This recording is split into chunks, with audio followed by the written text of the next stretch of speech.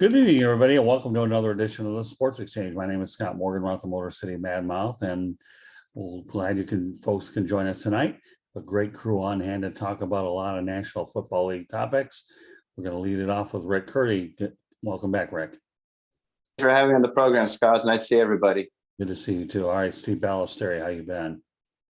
Hanging in there, feeling a little bit better every day. So looking forward to the discussion tonight. All right, and Mel Farr Jr., welcome back. Great to be back. Great to see everybody. And Greg Fuchs, for as long as we have him, kidding with you. Hopefully internet connection is good enough. If not, we'll take whatever Greg we can get out of him. Glad to see all you guys. And there was a rarity this weekend. Both Miami football teams won. So let's keep it going. Well, there you go. All right. And of course, I'm your host, Scott Morgan, Roth, Motor City Mad Mouth. I'm the owner and publisher of the South Florida Tribune, and we have a lot of good stuff that are working on, and we want to thank Candy Abling, who does a wonderful job as a web designer, for all she does to make sure the shows go up as well as all the content. With that said, okay, we're going to talk Miami Dolphins football with the man who wrote a story, Greg Fuchs. And Greg, first of all, they defeated the Houston Texans. They faced Baltimore Thursday night on Veterans Day. Just for the record, I saw a Veterans Day game many years ago as Detroit took on the San Diego Chargers. I know Mel works on the geography a little bit, but no, this time it was the San Diego Chargers. Okay, just kidding with you. When Bobby Ross was the coach, and Bobby Ross subsequently became the head coach of the Detroit Lions after that game. All right, Greg, why don't you give everybody an overview of what you wrote, and I'll have the panel comment on it. Sure. And as I wrote in my article, a win is a win, and you should never apologize for a win. That said, if there was ever a win to apologize for, it was this past weekend. Because both teams were terrible. I mean, if you guys didn't have the chance to see it, consider yourself lucky. But both teams were embarrassingly inept. I mean, the two teams combined for 9 turnovers. The quarterbacks were sacked 9 times. Houston was in the red zone 4 times, 0 touchdowns. I think Miami averaged 1.9 yards per carry against one of the worst rushing defenses in the league. And Tyrod Taylor, who I generally thought was an underrated quarterback, and he has torched the Dolphins several times over the years, especially when he was back with the Bills, he was terrible. Just some god-awful passes. He missed Amendola one time, wide open for a touchdown. And then he had one of the worst plays I've seen all season, like a minute and a half to go before halftime. He was under pressure again, which he was all game. And as he was running out of bounds, he decided to flip the ball downfield, right to Jerome Baker, the Dolphins linebacker. The Dolphins get the ball on the 26-yard line, score a touchdown a minute later, 17-6 at the half. And that was pretty much the game. The second half was real exciting. 1 field goal by the Texans, and that was it. So a horrendous exhibition of NFL football. And a win's a win still. But man, the Dolphins need to improve by tomorrow night. Or Thursday night. Because the Ravens will just shellac them if they play the way they did against the Texans. So I guess to summarize it, you're saying it's a game that nobody wanted to win, but the Miami Dolphins did it to win. Improve. Now, I want to give some credit to the Dolphins defense because they held Houston to 73 yards rushing and they pressured Taylor all game. But I'm not sure how much was the Dolphins defense and just an awful Texans offense. All right, for all you individuals wondering why I'm wearing a Jacksonville Jaguars hat, let me get that out on the record quickly. Misery breeds company. So the Miami Dolphins lost to the Jacksonville Jaguars, and later in the show, the Buffalo Bills did. So there you go. That's what the Dolphins and the Bills have in common. We'll get to that. They lost to the Jacksonville Jaguars. With that said, Rick Curti, what are your thoughts about the Dolphins win? It was ugly, and Jacksonville's was even uglier. They were terrible, but a win's a win. Hey, they won. It's a W. It counts. Wish I could say the same about my Panthers. They were terrible, but hey, a win's a win, and they won, but they played, the Bills. I don't know what's going on with them. They've been a disappointment so far this season. I had Josh Allen as my MVP pick this year. And I mean, he sacked himself. What does that tell you? Yeah, So, we'll get to that game shortly. I want to just focus Sure. on the Miami Dolphins and the Houston Texans for a moment, Rick. Yeah, so it just was not a good game. The Texans are just a mess with this whole Deshaun Watson ordeal. You know, whether they trade him or not. And Tyrod Taylor, I mean, I've never been too high on him. I always just thought he was just a journeyman quarterback that goes from team to team. He's just someone there to put in there while you get your franchise quarterback there or something like that. But Texans are just really, really bad. And they just look incredibly incompetent as not only as a football team, but as an organization. You just scratch your head and try to figure out what in the world are they doing. So not a pretty game, but a win's a win, like you said. And we'll see what happens for the Dolphins in the next game. Yeah, They got to get better, though. I guess you could concur with Greg, though, Rick, that Baltimore will whack them pretty good if they can't get it figured out pretty quickly, right?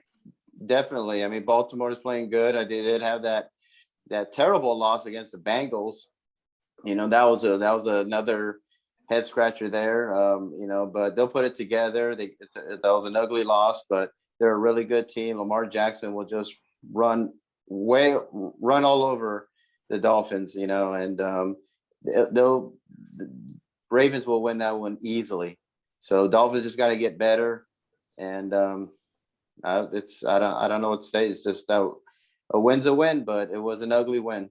No question. All right, Steve Balestrieri, take a crack at this Dolphins Houston Texans football game, as they call it. Yeah, you know, it was funny because I watched the highlights of the game, or lowlights if you want. And then I read Greg's piece, and I was laughing when I was reading it because he didn't pull any punches, but I couldn't agree with him more. The game was really ugly. I thought it was going to be a high-scoring game. I really did, because as he pointed out in his piece, in the past, Tyrod Taylor has had a lot of success against Miami, and I figured that would carry over. But, I mean, he hadn't played in quite a while, and you could tell he was terrible. That was among the worst games I've seen Taylor play. I've never been a big Taylor fan, but, you know, he's always done fairly well, and this wasn't one of them. I mean, that interception was just awful. And then that, as he pointed out, that pass, Danny Amendola was wide open for a touchdown. That should have been a gimme. It was just a really ugly football game. 9 turnovers. I mean, there's not much more you can say on it. But, you know, in the end, nobody cares about style points. And, you know, it counts for a win in the you know, W column. And, you know, Miami was a team that really needed a win. And that was, you know, I'm not going to say what the doctor wrote it, because that's not the way I'm sure they drew it up. But at the end of the day, you know, a really ugly win is better than a pretty loss. So I think a lot of Detroit Lions fans should know that feeling, knowing that they lost 2 games on last-minute field goals with the Minnesota Vikings and the Baltimore Ravens. That's why they're 0-8. We're not going to talk about the Lions much, but I just want to validate what Steve said. You know, who needs a very pretty loss? So the Lions are still sitting at 0-8. All right, Mel, the Dolphins and the Texans. What are you taking out of that? Well, I think it's a game that, excuse me, that Miami, that was set up for them to win. I mean, Houston, as we've talked about before, it's a dumpster fire over there. And I feel bad for the coach that, you know, he finally, after all this time, he gets a head coaching job, and he's like, yes, I got Deshaun Watson. Then all of a sudden, no, I don't have Deshaun Watson. And then I have Tyrod Taylor, who's proven throughout his career that he's just, you know, he's a good backup. You know, he's a stopgap type of person. If your starter gets hurt, you plug him in there for a game or two and just hope that he can, you know, keep things steady for you. But, you know, Miami, I think that's a game that they had to win. I mean, there's some pretty high expectations for the Dolphins this year.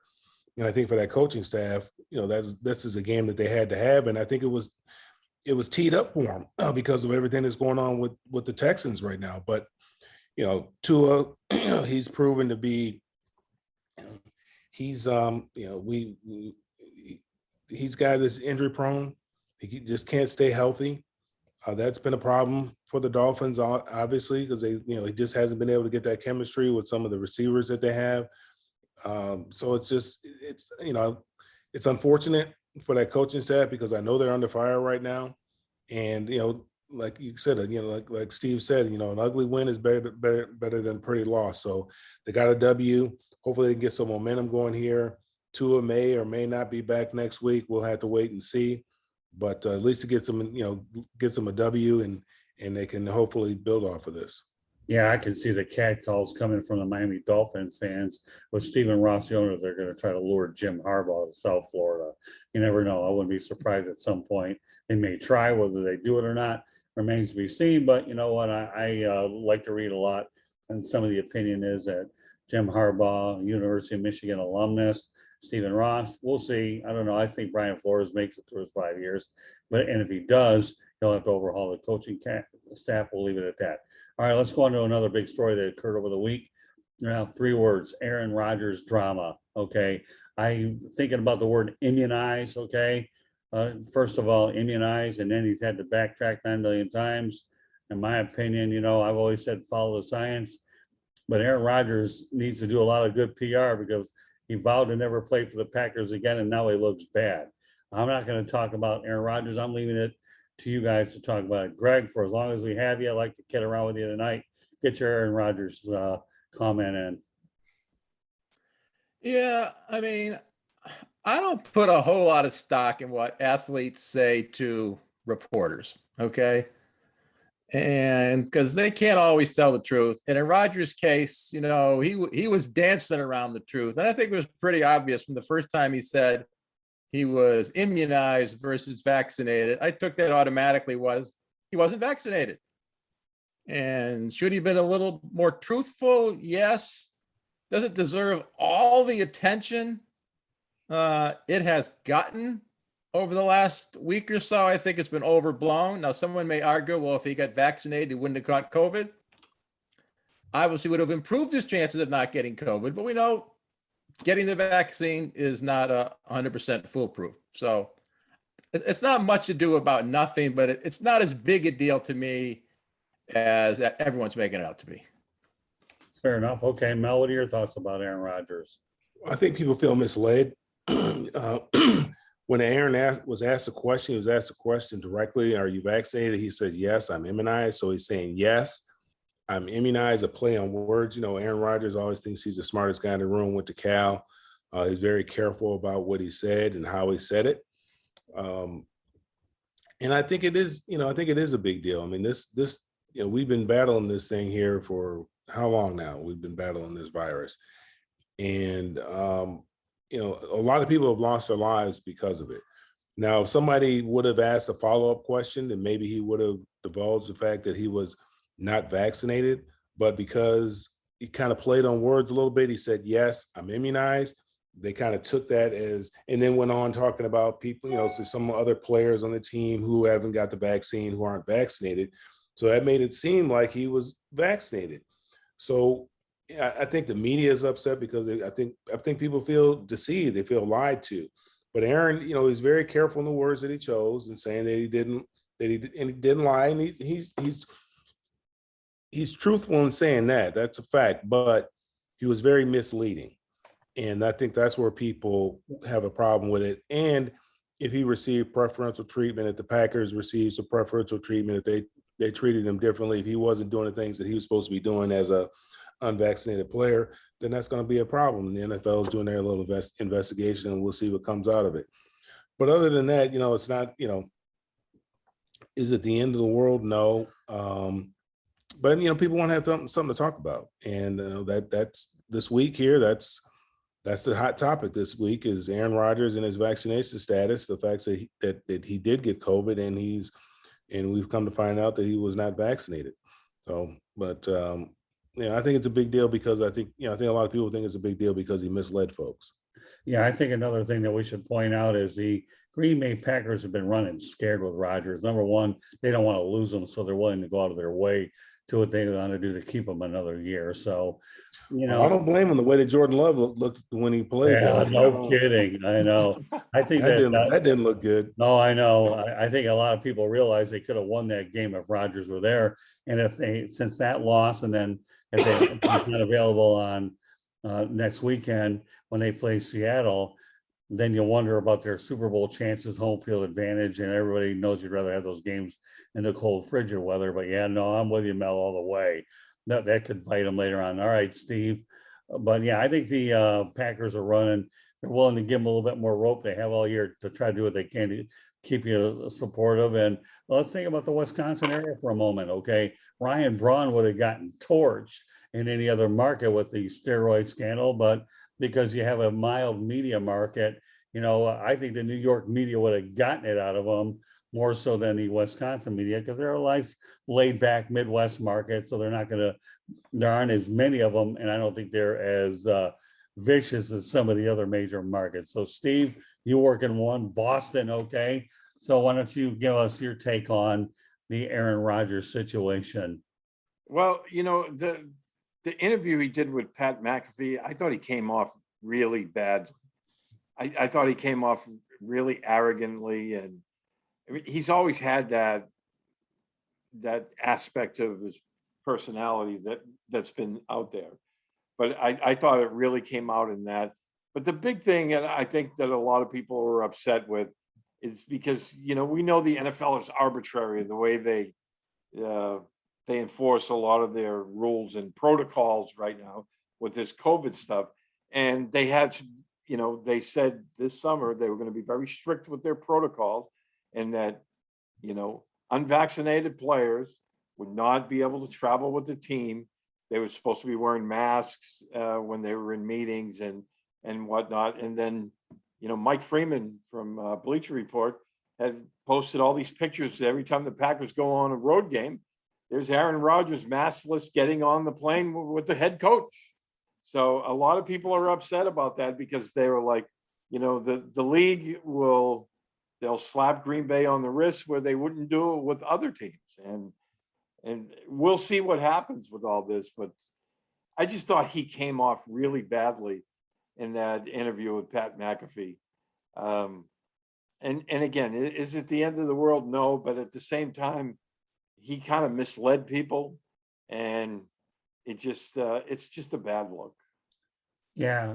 I can tell Ray a lot of things, but don't mislead the public. They don't. I mean, either you're vaccinated or you're not. I mean, not everybody's vaccinated. They have their reasons for doing it. I know he was looking for alternative medicine to try to do it. I get that. Okay. I mean, let's face it, in a perfect world, everybody would be vaccinated. I realize that even vaccinated individuals are still getting COVID-19, but just don't mislead anybody or don't lie. If you have your reasons for not doing it, okay, I'll get it. Although I can tell you right now, losing my aunt to COVID-19, pretty hard sell. Mr. COVID Curti here, who will give that COVID message at the end, give us your take on Mr. Rodgers. Well, people are saying that he misled people. He lied. He didn't mislead nobody. He just is a fat out liar, and he's he hasn't been the way he's been acting, he's been very Brett Favre-ish, kind of like the diva, the center of attention, kind of making these ultimatums, getting his head coach fired. They wanted the GM gone, talking bad about the Packers. And then he tells people, I'm vaccinated. And I've never seen him wear a mask, so I wasn't really surprised that he got COVID. But he lied. And I agree. He went on talk shows and he looked like a jerk. He was very arrogant. He was laughing. He was saying things like woke mob and witch hunt and all these other real crazy things, like he's a victim and all that stuff. So people are just upset with him. I'm upset with him because he lied to people, because he put people's lives at risk, not being vaccinated, which they probably thought he was vaccinated. He could say, he can dance all around it, but he lied. So if Aaron Rodgers, when he retires, he should go into politics, because I mean, that's pretty much, what he was doing, just dancing around it, and then just going on TV and radio shows and just acting like a jerk. In my opinion, he was just saying things that were just not true. And to me, he just comes off as one of these anti-vaxxer people that are taking these extreme, listen to people like Joe Rogan and taking stuff that doctors have said that will not help you with COVID. He's saying things that he's allergic to an ingredient in there, but won't say what it is. He said he didn't want to take the Johnson & Johnson because it caused blood clotting, but yet They fixed those problems. So the stuff he's saying is just absolutely, he's spreading misinformation. And I think that's where a lot of people are upset with him on that. Yeah, the only advice I'll give to Mr. Rogers is trademark the word immunized. Okay, that's what I would just trademark the word immunized, and then we'll know where you really stand. Okay, and on that humorous note, okay, let's talk about one person that has made a lot of news for the most interesting reasons. Odell Beckham Jr. I'm going to give everybody an opportunity to predict where the best spot is. And I'm going to start off with Steve Balestrieri. Would he be a good fit with the New England Patriots, knowing that Bill Belichick straightened out Randy Moss? Nope.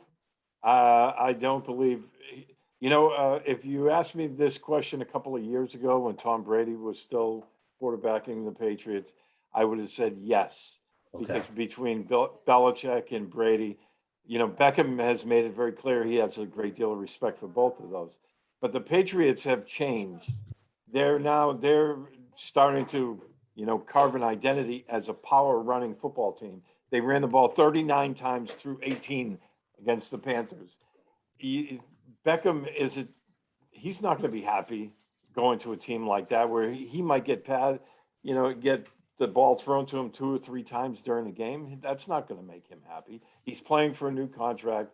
The Patriots are not a passing team right now. And, I just don't think with a rookie quarterback, he's going to be happy there. I know a lot of people keep saying he's going to go to New England. I just don't see it. I've been telling other Patriots fans all day long, I don't expect him to sign with New England. I think he's going to go elsewhere. If I was a betting man, I'd say, the Saints or maybe even the Packers. Although I heard earlier this evening that the Packers are saying they're not interested, but that might be subject to change. Okay, with that said, where do you think he should go? I think the Saints. Okay. Yeah, I think he'd be a good fit with the Saints.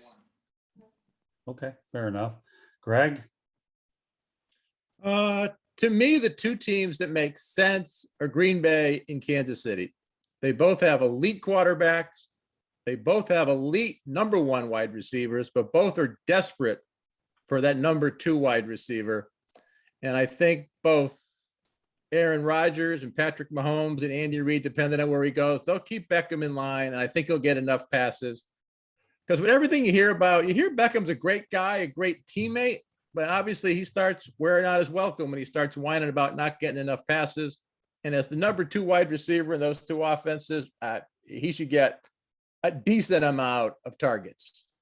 Yeah, how did things work out when he left Cleveland over the weekend? Well, I tell you right now, Cleveland put up a 41 spot, didn't they? All right, Mel, take it from there. I'm handing you the ball to talk about Beckham, knowing full well that the Cleveland Browns show went on, and they went on at a pretty impressive win over their state rival, the Cincinnati Bengals, over the weekend. Well, make no mistake about it. Cleveland's a running football team, and everything is predicated off the run. I think Chubb had 130 some odd yards on 13 carries or something ridiculous like that. I mean, almost averaged 10 yards a carry. So, I mean, they're a running football team, and that marriage was never going to work with Odell going there because they're always going to be a run-first football team. He needs to go somewhere where they have a strong veteran quarterback. I think the Rams or Pittsburgh, something like that.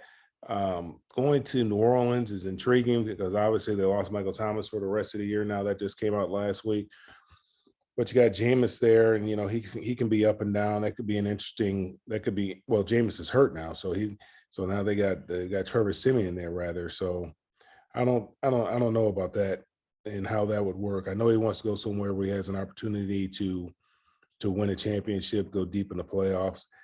So the Rams, maybe the Steelers, even the Seahawks. I know there's been some talk about the Seahawks. That might be a good place for him to land. I don't know what teams had the cap space that could absorb Odell Beckham, whatever kind of salary he'd be able to get at this particular point in time. But those are the 3 teams the 2 teams I would look at would be the Steelers and the Rams. Okay. Rick? Yeah, his stock has plummeted so much. They're saying he's a great teammate, but he comes off as a diva and as a whiner all the time. always wants to be the star of the show. He's not going to be this elite, receiver that he thinks he is, And if I was, going to pick a team I'd go to, I think Seattle would be a good choice. I know Russell Wilson was wanting him there. They want to keep Russell happy. You don't know whether he wants to stay there or go there. He's back being healthy. He said he liked Beckham there. I think they want to make him happy. So I think that'd be a pretty good fit. But I mean, he's not going to get what he wants. He's not going to go to like the Buccaneers or some team that's or Arizona that's contention for the Super Bowl. So maybe he'll go back to the Giants or the Jets. Who knows? He's kind of a has-been now, and I don't think he's any use for anybody, especially with all the drama and all the baggage that he brings. Yeah, if I were going to make a guess on where I think he should go, number one, I think New Orleans could use him with Michael Thomas. Even though you don't have a veteran quarterback there, you still have Sean Payton. So Sean Payton knows how to handle things pretty well. But the one that I really would favor the most would be the Kansas City Chiefs, because Sammy Watkins left and they need a number 2 guy. And when you have Patrick Mahomes as your quarterback, I think that would make the most sense. But we'll see. Those would be the 2 ones that I would go with. All right, Rick, since you were jumping ahead of this a little bit earlier today about the Jacksonville Jaguars, we're going to have some fun with you and we'll talk about it. Okay, let's talk about the Jacksonville Jaguars, as I mentioned before. Okay, they defeated Miami earlier. Now they defeated Buffalo 9-6. Shad Khan obviously has been a very patient man. I think Urban Meyer is feeling a little bit less heat finally because the Jaguars have a couple wins. But nevertheless, Jacksonville defeated Buffalo 9-6, as I just mentioned moments ago. So I know that, tell me that the word sigh of relief or how Urban Meyer is feeling. Josh Allen sacking Josh Allen. Well, I don't know if I'm a math guy, but Josh Allen to the second power. We got math people involved in this whole thing. Now, I got to tell you folks out there that I remember a few years back that Blake Bortles was the quarterback when the Jacksonville Jaguars defeated the Buffalo Bills in the playoffs 10-3, that ultimately led them to the AFC Championship game, as Steve Balestrieri knows.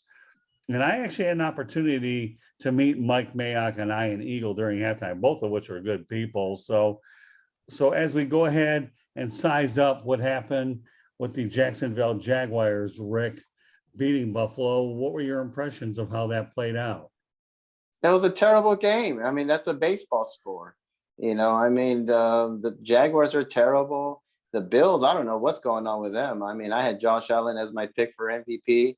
And he sacked himself. They don't look very good right now, Buffalo. I'm very surprised how bad they look. So that was you talk about an ugly win. That was a very, very ugly win.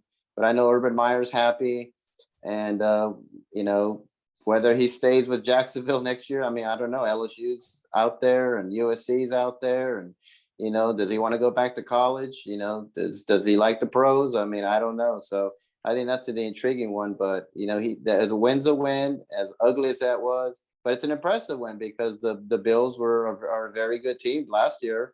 Josh Allen was an MVP candidate last season, and I don't know what's going on with Buffalo, but it was an impressive win. I was surprised. That was my upset right there. I didn't see that coming, and it was just poorly played. It was just, 9-6 is a baseball score, so not a lot of offense there. But they got a couple of wins now, Jacksonville, and Khan's happy, and I'm sure Urban Meyer. You don't hear about any more issues with him right now. And I'm glad, and I'm sure he's happy that that's behind them. So hopefully they can put it together. But Jacksonville's just not a very, very good team. Probably going to win maybe 3-4 games.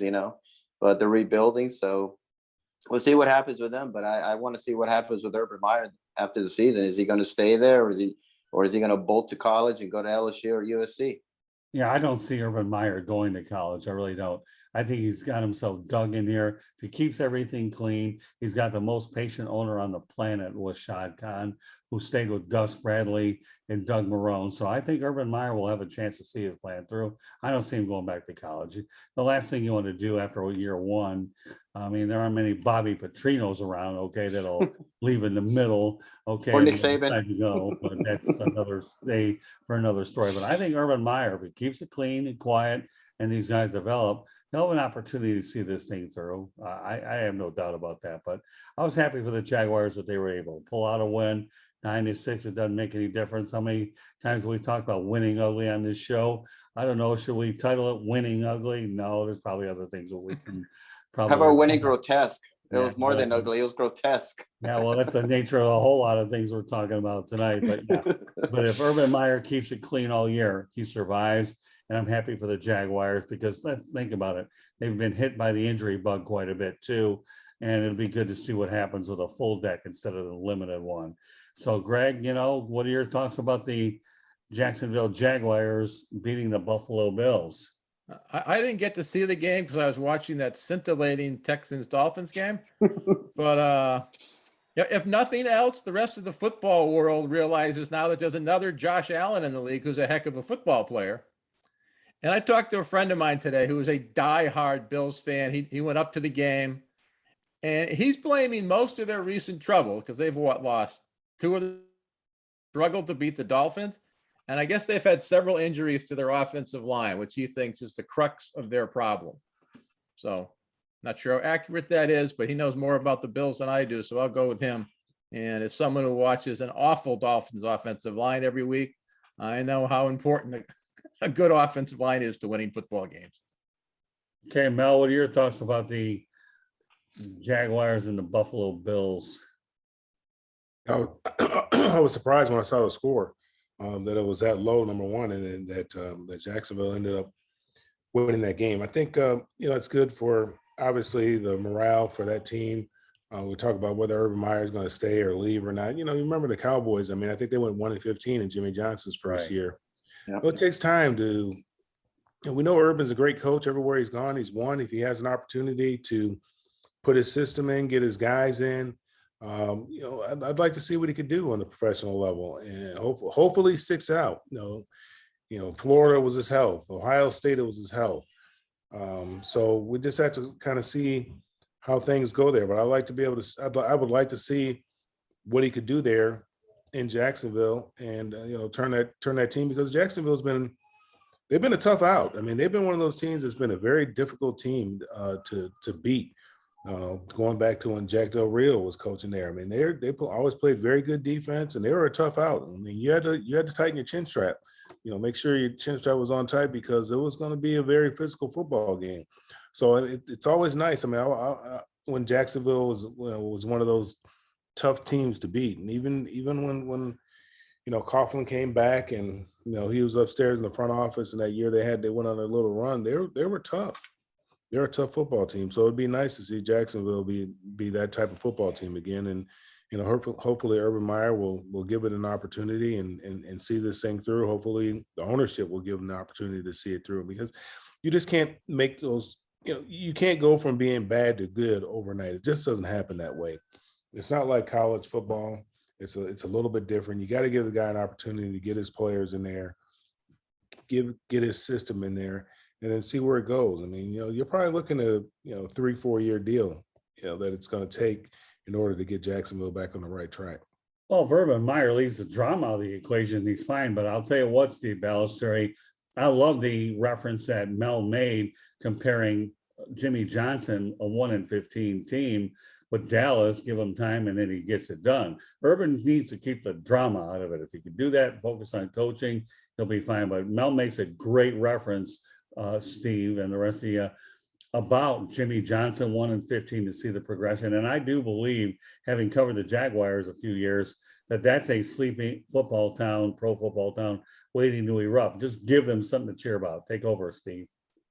Well, I think Mel hit the nail on the head right at the outset of the show tonight when he said it's really hard to win in the NFL this year. And I think parity is really coming into play. We saw, but I still think Buffalo is one of the best teams in the AFC. They stumbled, they get beat, they played really poorly. But then a couple of weeks ago, we saw the Tennessee Titans, who right now look like world beaters, lose to the Jets. So, I mean, it's a crazy season.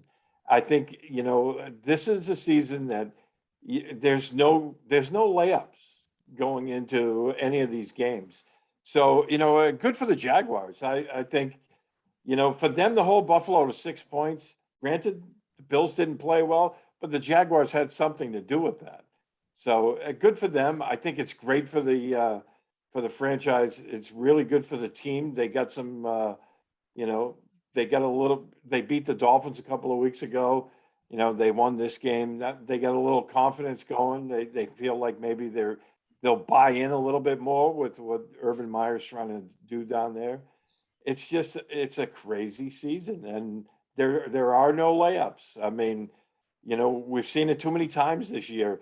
Again, I mean, I thought Kansas City was going to blow out the Packers with Jordan Love, and as bad as he played, it was still a one-score game. So, good for the Jaguars, good for Urban Meyer. I mean, I'm not a Buffalo fan, as you could tell, so it didn't break my heart that the Bills lost to Jacksonville.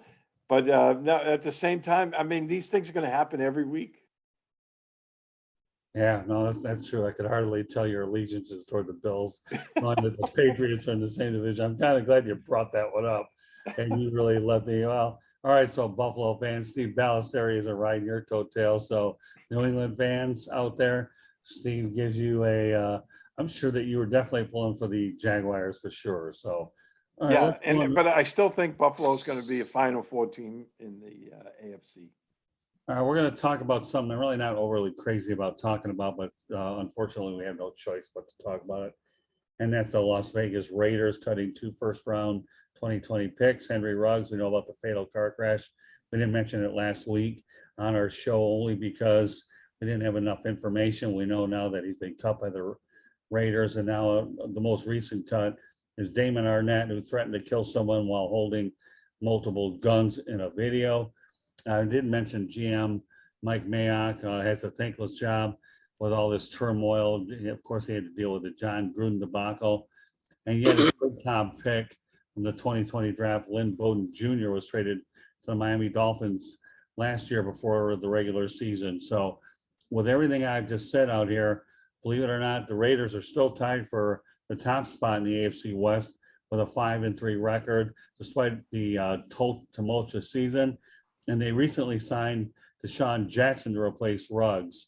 And interim coach Rick Bisaccia is making a great case to get that full-time job. So with that, Greg, go ahead and lead off. What's your take about what's going on with the Raiders? I mean, it's mind-boggling what happens. I mean, any team in a given season can have bad luck, quarterback getting injured, some other Pro Bowl players getting injured. Maybe you're not playing well and the coach gets fired for cause, but coach fired, for all these allegations he made via email, and then losing 2 players for significant off the field issues, which I guess you can just chalk both of them up to incredible stupidity. I mean, driving a Corvette at 156 miles an hour while twice over the legal drinking limit.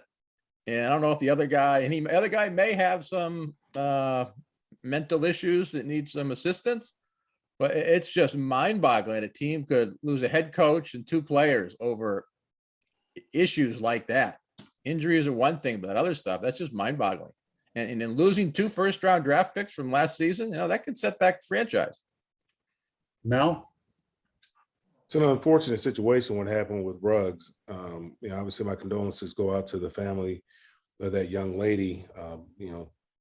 It's terrible tragedy. I mean, that's a absolute worst case scenario that can happen if you're, decide to get behind the wheel and you're intoxicated. And I hate it for the young man as well, because obviously he has to live with that, and then he's going to have to pay the consequences for it as well. And it was obviously a lapse in judgment. It's a steep price to have to pay. You could probably say his professional career is over. And because in the state of Nevada, there is no probation when there's a death involved in a drinking and driving offense. So he's going to do at least 2 years, and he has numerous other charges that he's been hit with as well. So you can pretty much say that his career is over. Now, the other guy, I don't understand why people like to put so much of their life on social media. I just don't understand that, where they want to share so much of what it is that they're doing on social media and don't think that that's going to have, they're going to have suffer some sort of repercussion for it. I mean, where did he feel that was okay to do that and think that it was going to be okay with his employer for him to come back to work after he just did something like that? I don't understand it. I mean, these young kids, I mean, we were all young at one particular time, and you think you're 10 foot tall and bulletproof, and we all do some pretty dumb things, but I think we all, maybe because of our upbringing or whatever the case may be, there's a certain line that you just don't cross. And obviously we didn't grow up in the age of social media either. And so, I'm just not a big person in sharing a whole lot of stuff that's going on in my life on social media. And so why somebody would do that, jeopardize themselves, jeopardize their good job. I mean, he as a number one draft pick, you're gonna get plenty of time to prove that you can't play. And now I understand that he hadn't been playing that well, and there's some, so there were some issues that he had earlier with some other incidents, a couple other incidents. Right. So I mean, he's treading on thin ice as a number one draft pick, because they're going to give you plenty of time to prove that you can't play as a number one draft pick, because obviously they're trying to justify that pick, and they want to give you every opportunity to succeed, so we can feel good about the draft capital that we've invested in you, that we're going to get some type of return on that. And for them just to cut them loose says a lot about, one, how they feel about the player, and then two, you got to kind of look at, well, the guy that drafted him too. I mean, he wasn't playing that well. You weren't really happy with the way he was playing. I mean, maybe it was a scheme thing. I don't know. Maybe it was a personality thing. I don't know what it was, but it's unfortunate for the Raiders. If it wasn't for bad luck, they wouldn't have any luck at all. I mean, you get some stuff leaked out from the NFL office about John Gruden, you lose your head coach, and next thing you know, a couple weeks later, this guy's out there, just a huge lapse in judgment, driving that fast in a residential area. And bless that little girl's heart, she's out there with her dog, and then next thing you know, she gets hit in the rear end at 120 some odd miles an hour, and she can't get out the car. She can't get out the car, and that's a terrible thing for their family to have to live with. And it's a terrible thing that the young man's going to have to live with as well. And he's going to pay a very, very steep price for it. Yeah. And then, you have this idiot, he doesn't learn, he doesn't learn from anything. And he decides to go on social media and post the stuff that he posted and lose his job. And, the Raiders only in first place probably because Kansas City's playing so awful. Kansas City is just playing awful this year. But they're,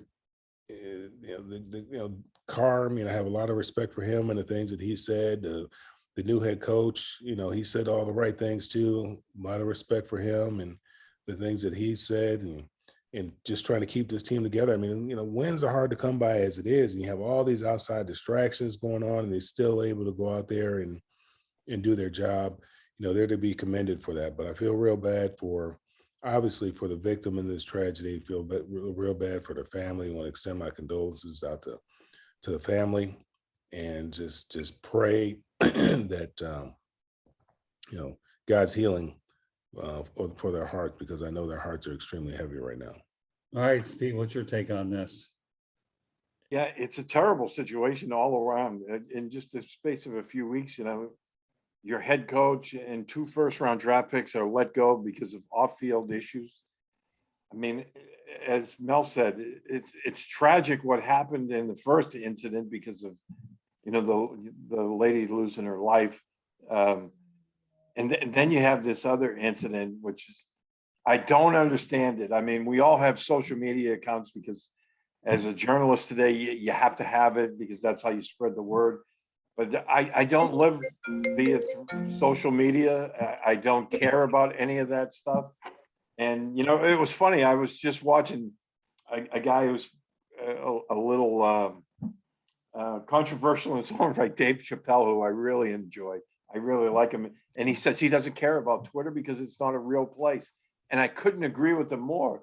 But so many young people today, they feel like everything in their life they have to put on, Twitter or Instagram or some, Facebook. I just don't get it. And to do something like that was just completely immature and stupid. I mean, what did he really envision was going to happen with the team by doing something like that? Yeah, it makes no sense. Well, Rick, you used to live in Las Vegas. They're not going to. So nobody knows what it's like to live in Southern Nevada than you. How is Las Vegas going to treat at least Ruggs? And of course, first of all, comment on everything that's transpired, and then we'll give you the Las Vegas take on how the legal system could play out. Sure. It's just sad. I mean, I feel bad. A woman died, because this idiot was drunk driving 130 miles an hour with a loaded gun. And this is not the first time that he drove fast. He's been driving fast like that. And so this was just an accident waiting to happen. And he's facing 40 years in prison. Nevada is not like Los Angeles. They don't play around.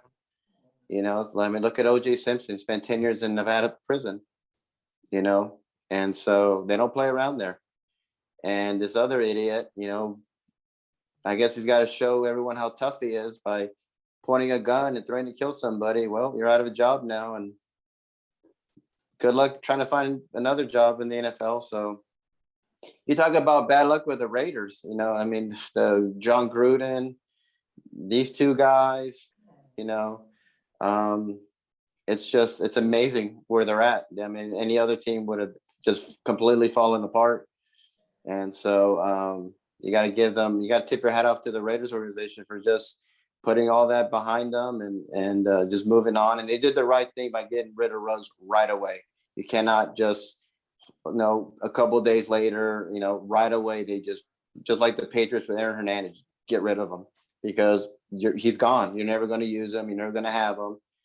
Someone died, he killed somebody, and that woman would still be alive if it wasn't for his stupidity. And that's the sad part about it. And people are very angry about it. And you see this happening a lot in the NFL where players are brandishing guns, domestic violence, issues with police. I mean, the NFL needs to take better control of this, do a better job of this. And it's just sad all around. And so this guy's going to go to prison for a long, long time. Forget about the NFL. He's going to go to prison for a long time.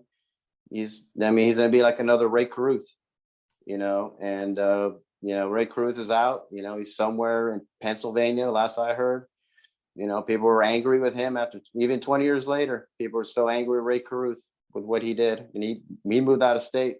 And this guy, if he ever gets out, his career is over, because of just being stupid. But he's done this before, driving fast. And so it was eventually going to happen, and it just makes you very sad and angry that a poor innocent person died because of his recklessness. Yeah, we've talked about the John Gruden situation. Who knows what will happen with him? We'll leave that for another time. But when you're talking about driving under the influence, let alone taking a life, what can I tell you? Alcohol, especially late at night or anytime, is bad. So he's definitely going to get the book thrown at him. And I'm glad you brought up the O.J. Simpson. And Nevada doesn't mess around. The other guy, I don't get his philosophy about flashing a video with guns. Yeah. Stupid. But what I do want to do is mention three different people, though, who I think will look good when this is all said and done. Number one, I think Mike Mayok is doing a tremendous job trying to settle the ship over with the Raiders. I've always had a tremendous amount of respect for Mike Mayok. I got to know him, talk football with him at the Jaguars and the Bills game during the playoff. And Mike and I spent a little bit of time during halftime talking about it. I have the utmost respect for what he's doing. I also have a lot of respect for the interim coach, Rick Bisaccia, who as I mentioned at the top of the broadcast, that I believe could be in line for that head coaching job if they could, whether they get to the playoffs or not. At least he got the opportunity earlier in the season to prove himself. And it's one thing to have to prove yourself on an interim basis. Okay, I get that. But when you're proving yourself under these kinds of circumstances with all this adversity and still getting your team to play well, then you've got another situation. And then you add Mayok into the equation, and Ruggs is out. Deshaun Jackson, okay, is in. I think Deshaun Jackson, Mel Farr Jr., could be a really fine addition to the Raiders, don't you? Yeah, I think Ruggs was struggling. I think his first couple of years in the league, he was struggling trying to find his footing. So we know what Deshaun Jackson brings. He's obviously a deep threat. He can still run. So it's a matter, he wanted more targets with the Rams. That's kind of why he talked his way out of the Rams to get an opportunity to get some more targets. So yeah, I mean, this could be a great opportunity for him. Also help Waller out as well. Have somebody else out there that they'll have to respect so he doesn't get double teamed all the time. So yeah, I think this could be great for him to go along with that running game that they have. And Deshaun Jackson is a veteran guy, so obviously maturity-wise, he's just hungry for the football, wants to be in the right situation. I know we talked about Beckham earlier. I don't want to get any more conversation about him, but at least Deshaun Jackson is handling things the right way. Steven, I think he'll be a fine addition for the Raiders. Yes, I do believe it as well. At this stage of his career, he just wants to play. He wants to be part of a team. I think him and Derek Carr, they'll build something there, and it'll be interesting to see. But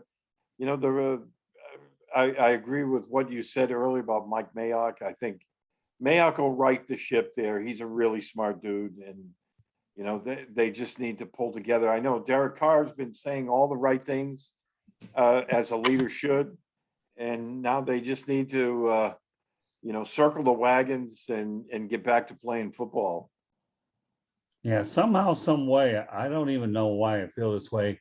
I think the Raiders are going to be okay if they're handling this amount of adversity with the individuals they have going. And I love the fact that everybody's talking about that Jordan Love, 13-7, how much worse it could have been. I guess we'll leave the old theoretical wonder, how bad could it have been if Rodgers were in there against the Chiefs? We'll never know. But if anything else, okay, the rest of the whole worldwide will realize that, it could have been a whole lot worse in Kansas City, and Kansas City won ugly. I don't want to go off too much of a tangent there, because I know that let's give Jordan Love credit. He got involved in a very tough situation that he never anticipated. It's one thing to start your first game anywhere else, but against the Kansas City Chiefs at Arrowhead.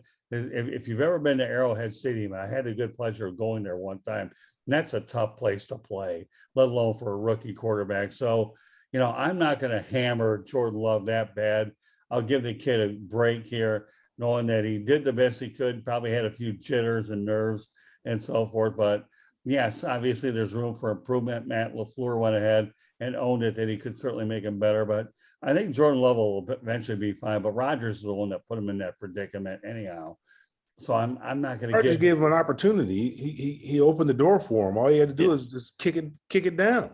Right. That's what Jordan Love had to do. I mean, this was his opportunity to shine, and he looked like a deer in headlights out there. Yeah, he did. He looked like he was in slow motion. Everybody else was going 1,000 miles an hour. No, I agree. I agree with you. I'm not disagreeing that I'm giving him a mulligan for losing. There's certainly a lot of room for him to grow, and hopefully he'll study what he ended up doing, get more reps and see what happens. But no, there's no question. There was a great opportunity to impress the Packers front office, that he's definitely the ultimate successor, and his first act wasn't very good. So I'm not saying that, but Tom Brady took over for Drew Bledsoe, right? And right. Drew never got his job back. Yeah, right. Yep. And Drew was a pretty good quarterback. I mean, he's getting paid a lot of money back then. Right. This is what he should have done. He should have said, hey, I'm ready. He should have stepped up. But I didn't like his body language. I didn't like anything. I didn't like his body language at the podium before the game. And then in the game, it was terrible. Well, there's no question he looked lost, and I think everybody knows that. The national announcers, Joe Buck and Troy Aikman, mentioned that as well. I mean, it's certainly there's no secret that Jordan Love definitely looked out of place and uncomfortable. But the Packers fans just better be holding their breath that Aaron Rodgers is back against Seattle over the weekend. Otherwise, you get another week of Jordan Love. But they better hope Aaron Rodgers comes back next year. Yeah, right. Oh, that's true. That's true. And as bad as Jordan Love's stat line was on Sunday, Patrick Mahomes' stat line was virtually identical. Yeah, What he that was is terrible worth. too. I mean, we Yeah. saw it. He was pedestrian. Yeah, no, that's He true. leads the NFL in interceptions. Who Even would that have thought of interception that that? he threw, that he thought he was going to get a safety, the ball. I mean, that was terrible. I think it's time to trade Mahomes to the Dolphins. That's my takeaway. I don't know why Panthers. I don't know why I suspected, Greg, that you were going to say that, but I'm glad you put it out there so Dolphin fans will take the old country song about dreaming a little bit. And I'm sure there's a million attributed to dreaming. But as far as the Raiders are concerned, somehow, some way, I think they're going to be okay. And I'm really happy for Deshaun Jackson that he landed the way that he did. Well, time will tell where Odell Beckham's going to wind up. And we've already made our predictions known there. So meanwhile, I know we've talked about some pretty interesting topics tonight, and certainly they were necessary to get into. And I'm glad that we at Mel Farr certainly likes to bring the deer in headlights into place. Okay, because you're right, Mel. There's no question that, my vision may not be 20/20 because I'm wearing these things called glasses, but I can see that Jordan Love certainly didn't look very good. But for some reason or another, I am rooting for the Raiders to do well because of everything that they've gone through. I mean, how can you not root for them? They're almost the underdog. How many teams that have really collapsed under these kind of circumstances? Anybody can guess. So with that said, guys, I know we had a really good broadcast tonight. We've covered a lot of things. So with that, Greg, why don't you lead off and let everybody know how they get a hold of you? I have a question for Mel before we do that. Sure. Mel, I Googled your dad the other day, and one of the things that popped up said he sang background vocals on Marvin Gaye's What's Going On. Is that true? That is true.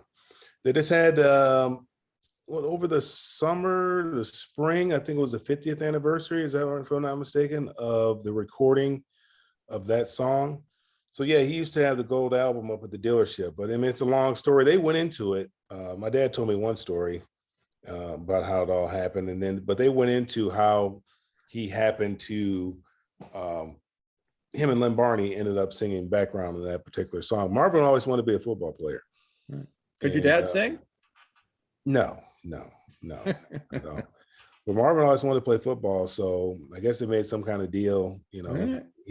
If they got Marvin to try out. They'd sing background on one of the albums, and it just happened to be that record there, which is one of the greatest records ever recorded.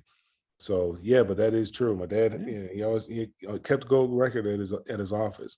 Didn't realize the significance of it when I was growing up, but did get to meet Marvin Gaye on a number of occasions, and he's always been one of my favorite entertainers. Yeah, that's a good story. Oh, You can get a hold of me I write at southfloridatribune.com, and on Twitter it's gfuchs at Gregory Fuchs. Okay. All right, Steve Balestrieri. Well, just after I said that Twitter isn't a real place, you can find me on Twitter at SteveB7SFG. I write for PatsFans.com. I also write for in a senior editor for a military site called SoftRep.com. So I'm on all the social media places, even though it doesn't exist. Okay. All right, Mel Farr. Yeah, you can reach me on all the social media sites at Mel Farr Jr.'s Facebook at Mel Farr Jr. That's on Facebook, Twitter, Instagram, LinkedIn. It's just my name at Mel Farr Jr. And then you can find out what we have going on here in Atlanta and also back up in Detroit for the youth, for the young people at melfarr.org. Mm-hmm. All right, we know who's next, Mr. Opinion. You can reach me at Facebook at Charlotte Bats. You can reach me Charlotte MLB. You can also reach me on Twitter at Charlotte Bats, Instagram at Charlotte Bats, LinkedIn under Rick Curti. My website is www.charlottebats.com. And if you have any questions or information, my email address is cltbatsbaseball@gmail.com, cltbatsbaseball@gmail.com. All right, I'm going to give you a lot of things to look for with us. First of all, if you want to see these broadcasts, we do them simulcast, okay? And I repeat, simulcast, you can subscribe to the South Florida Tribune YouTube channel at no cost. If you want to hear the audio, you can find them wherever you get your podcasts.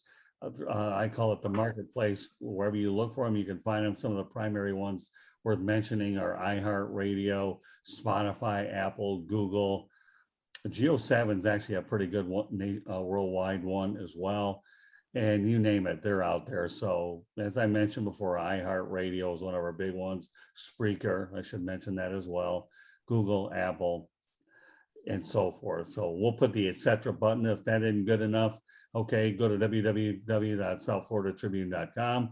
We post them there as well. As far as our everybody talks about social media, whether we like it or not, we have to have it.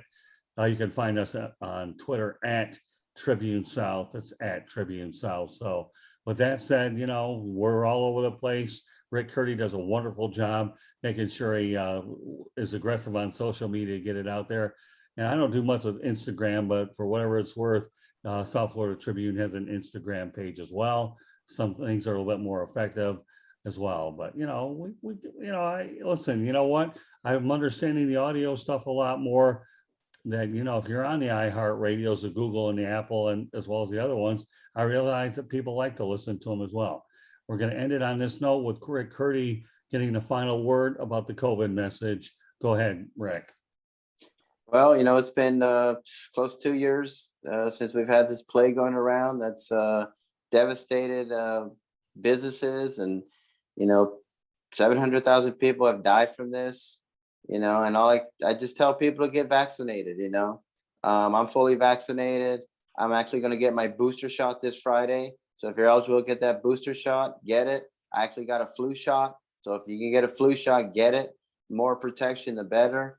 Hopefully next year at this time, we'll be done with these masks. We can go back to our normal lives.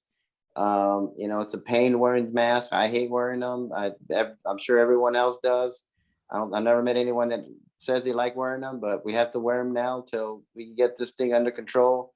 And, you know, there's so much disinformation out there. We were talking about Aaron Rodgers earlier. Just ignore all that disinformation and just stick to the science, hear the doctors, what they have to say, and just be safe, wear your mask, get your vaccine shot, get your boosters, flu shot, whatever.